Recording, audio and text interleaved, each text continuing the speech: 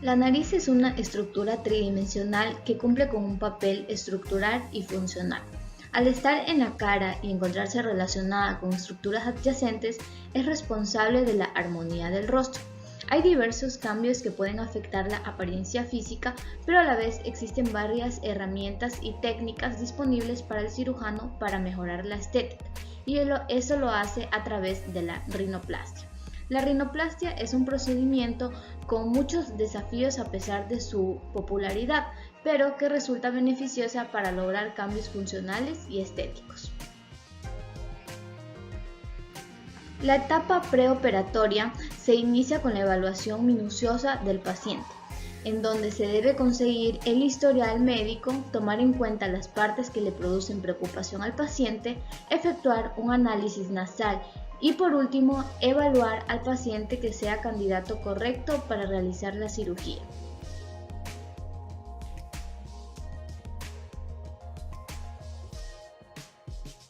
En Estados Unidos se reporta que durante el año 2017 se realizaron más de 215.000 rinoplastias, ocupando el tercer lugar de todos los procedimientos estéticos.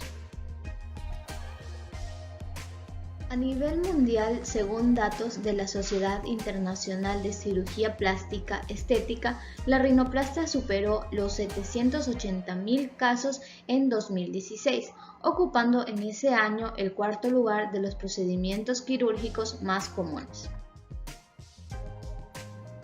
En el 2019, la Sociedad Estadounidense de Cirujanos Plásticos realizó una encuesta en donde se reportó que se realizaron 18 millones de rinoplastias durante ese año.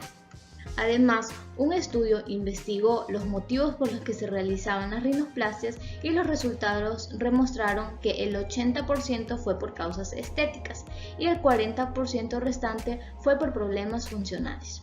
Debido a la realización de la rinoplastia, procedemos a anestesiar a nuestro paciente. Para ello, vamos a utilizar las siguientes sustancias. Para una anestesia, podemos utilizar tanto anestesia local como anestesia general. Podemos utilizar la lidocaína del 1 al 2% o la adrenalina en una proporción de 1 miligramo por cada 100.000 mililitros de solución salina. ¿En dónde se van a aplicar estas dos sustancias? Estas dos sustancias se van a aplicar a diferentes planos anatómicos. Vamos a aplicarlo a nivel del plano anatómico suprapericóndrico de los cartílagos alares o a nivel del plano suprapericóndrico de los cartílagos triangulares o a nivel de lo que es el plano subperióstico del apófisis ascendente del maxilar y de los huesos propios de la nariz. Esta va a consistir en realizar dos incisiones a nivel intranasal para luego unirse en la línea media de la columela y así poder exponer las estructuras de la nariz y actuar sobre ellas. A diferencia total de la rinoplastía cerrada, la cual no se va a realizar una incisión abierta y no va a tener una exposición más clara en cuanto a las estructuras. En el caso de este paciente, lo primero que vamos a realizar va a ser la colocación de anestesia local para así tener menos dolor durante la cirugía y en el postoperatorio. Vamos a necesitar además menos medicación anestésica. Además, vamos a colocar lo que son taponamientos que van a cumplir con una función anestésica y vasoconstrictora para evitar el derramamiento excesivo de sangre durante lo que es la cirugía. Como podemos observar, se colocó los tapones de cada lado de la nariz. En este paciente podemos observar una elevación del cartílago izquierdo mayor al cartílago derecho y podemos observar que tiene un problema en la punta ya que es bastante prominente. Además, podemos observar que las dimensiones de la nariz son mucho más grandes para la proporción de la cara. En primer lugar, vamos a realizar lo que son las dos incisiones en el borde más inferior de las alas nasales, tanto a nivel derecho, como podemos observar que se está realizando, y a nivel izquierdo. Así vamos a poder conectar estas dos incisiones mediante un abordaje columelar. Este abordaje se va a realizar mediante una incisión que se puede realizar en forma de V o en forma de T. En este caso, se realiza una incisión en forma de Z para poder así conectar estas dos incisiones. Y así vamos a poder observar lo que es el cartílago alar del lado derecho, que forma parte de la estructura de la punta nasal.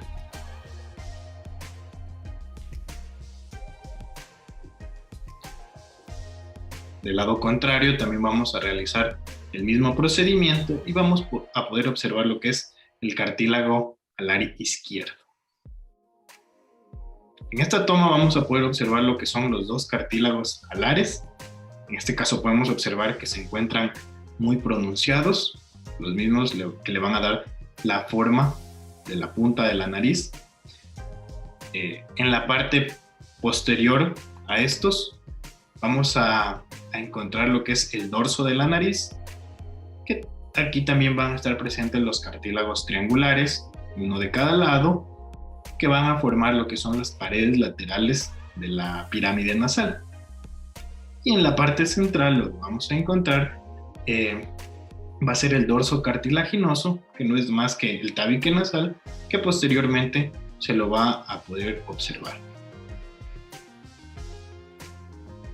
Posterior a esto se va a realizar lo que es la reducción de los cartílagos alares con el fin de mejorar estéticamente la punta de la nariz, ya que estos se encontraban demasiado pronunciados, especialmente el del lado izquierdo del paciente.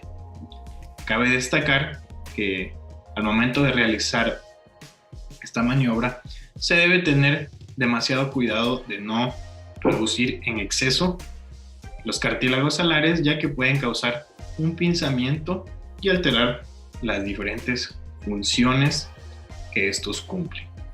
Acá, a continuación, se realiza la maniobra de disección submucosa, que significa estar por debajo del pericondrio del tabique nasal.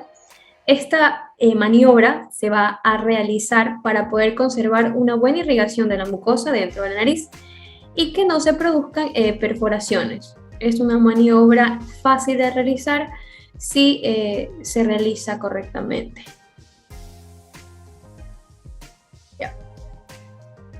Posterior a esto, se procede a raspar la zona del hueso.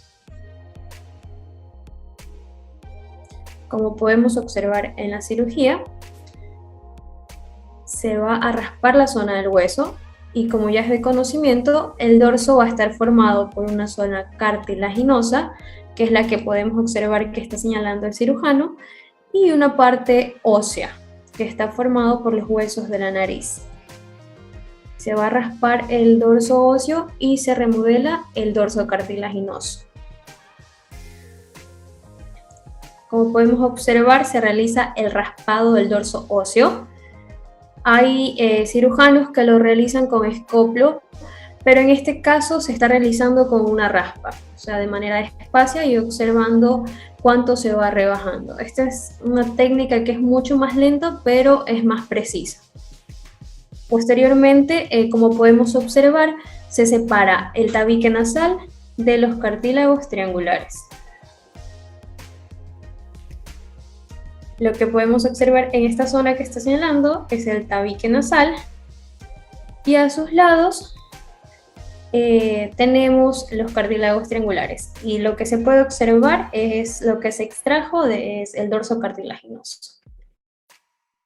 Posteriormente se van a rebajar los cartílagos triangulares, que son paredes laterales, de tal forma que queden expuestos tanto el tabique como estos cartílagos triangulares.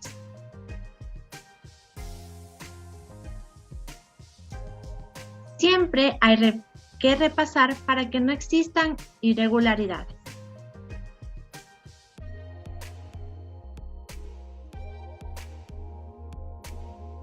Cabe mencionar que la manera más rápida para realizar una septoplastia es la corrección del tabique nasal. Para una respiración mejor es importante dejar un soporte dorsal y caudal para que la nariz no se hunda, y esto por lo general suele ser en una manera de una L.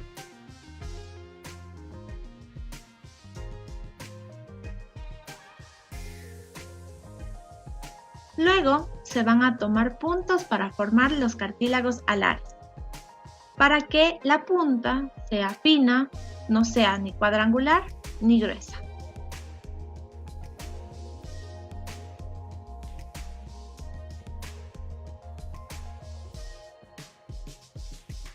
Lo observado a continuación es todo lo que se extrajo. Encontramos la parte anterior del tabique, la parte inferior del tabique, la parte media del tabique, la parte superior del tabique y los cartílagos alares de la punta nasal.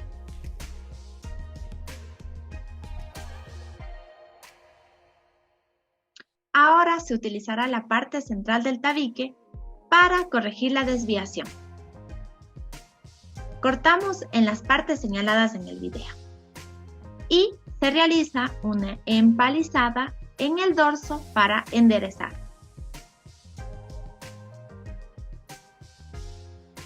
Como podemos observar en el video, el procedimiento.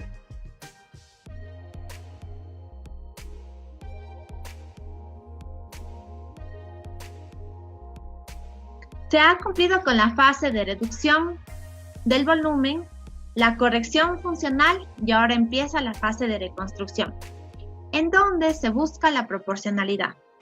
Siempre hay algo que manda muchas veces y lo que es la punta. En esta cirugía lo es. Por esta razón es necesario ajustar el dorso a las dimensiones de la punta. Sin embargo, suelen existir limitaciones. La limitación de esta paciente es la piel, ya que contiene una piel gruesa.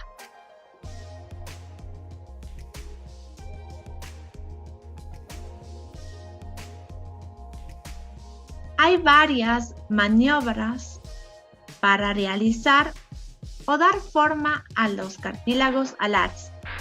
En este caso, como existe proyección, no es necesario trabajarla, sino se trabajará en los ligamentos que han sido desestructurados para exponer las estructuras. Estos se los debe reparar para que la nariz no solo sea estética, sino también funcional.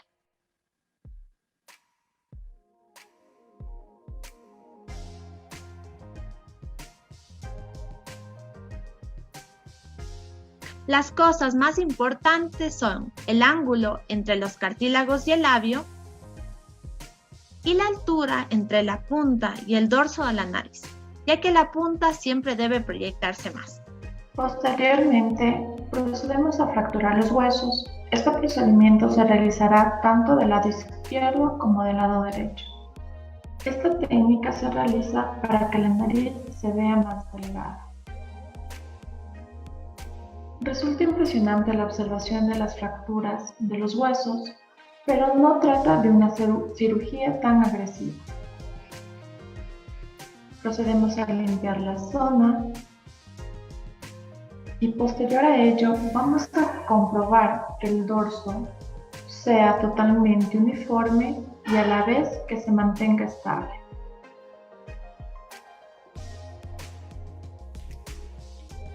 Procedemos a suturar lo que son las incisiones, donde realizamos el corte en la nariz. El buen vendaje y un buen apósito de la nariz es muy importante para que se adapte bien a la piel y así no dejar espacios donde se puede líquido. Y a su vez la recuperación va a ser más rápida y mucho mejor.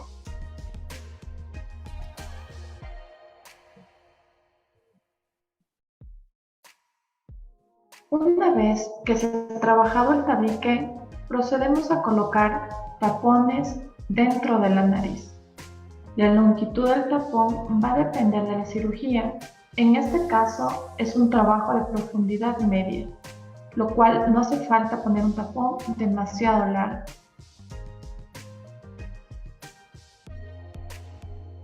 Además, este tapón es un mini tool que está impregnado en grasa, que al momento que vamos a retirarlo no va a doler. Finalmente, vamos a colocar una férula termoplástica que va a ayudar que los huesos se consoliden en el sitio que lo hemos colocado. A continuación hablaremos sobre las complicaciones que trae la realización de una rinoplastia y sus otras cirugías. Tenemos el caso de infecciones. En el caso de infección se va a ver debido a una celulitis, una trombosis o un absceso cerebral. A pesar de que es realizado en una área que es bastante colonizada por Staphylococcus y Streptococcus, la tasa de mortalidad es bastante baja, es menos del 10%. En caso de un shock tóxico, el paciente puede llegar a presentar lo que es un exantema eritematoso, taquicardia, hipotensión y llegar a la falla multiorgánica. En caso de presentar un traumatismo, se debe a la realización de una osteotomía. En este caso va a haber una consolidación fibrosa debido a una activación de los osteoblastos a las 24 horas de realizada la operación. En caso de edema y equimosis es muy común que se vea afectado a nivel de pómulos y ojos, debido a que las maniobras que se utilizan en las rinoplastias pueden llegar a ser agresivas, como en el caso de una osteotomía agresiva que es mucho más largo el tiempo de realización. En el caso de una hemorragia, a pesar que no es muy común, es más común en las osteotomías laterales debido a que puede haber un desgarramiento de la membrana del tabique. En este tipo de personas lo que vamos a realizar es una inclinación hacia atrás de la cabeza y administrar oximetazolina. En la perforación del tabique. La perforación del tabique se debe a la septoplastia. Va a haber una perforación de un lado de la membrana del septum, pero si se encuentra totalmente normal la otra parte de la membrana, se va a cerrar naturalmente con el pasar de los días. En caso de una obstrucción nasal es muy común en los pacientes, especialmente en pacientes que tienen rinitis alérgicas y son alérgicos a ciertos medicamentos. En este tipo de pacientes lo que vamos a hacer es esperar a que pasen los días postoperatorios y en caso de no pasar, se administra nebulizadores con corticoides. En caso de una necrosis de la piel, en la necrosis de la piel se debe a que va a haber una compresión muy fuerte de las férulas que se les va a poner a las personas que se han hecho una rinoplastia, la razón por la cual comienza a necrosarse a nivel del subcutáneo.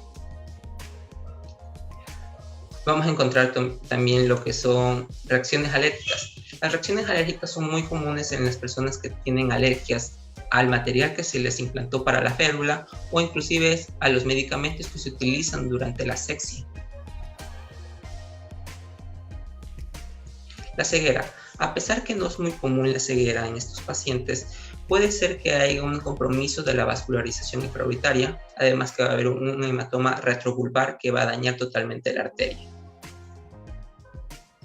En caso de una lesión del sistema nasolagrimal, esto es muy común que los pacientes presenten un lagrimeo continuo, que es la epífora, y estos pacientes se va a esperar a que pasen los días debido a que es muy recurrente esta complicación después de posoperatorio. En caso de que pasen 60 días y no se ha recuperado, se procede a revisar debido a que puede estar comprometido el saco lagrimal. En caso del parálisis del nervio infraorbitario. En este tipo de pacientes se debe efectuar la osteotomía totalmente lo más alejado posible del nervio infraorbitario para evitar daños, así como que también puede haber la presencia de fracturas de huesos que van a generar lo que es una parálisis de dicho nervio. Esto sería todo con respecto a las complicaciones.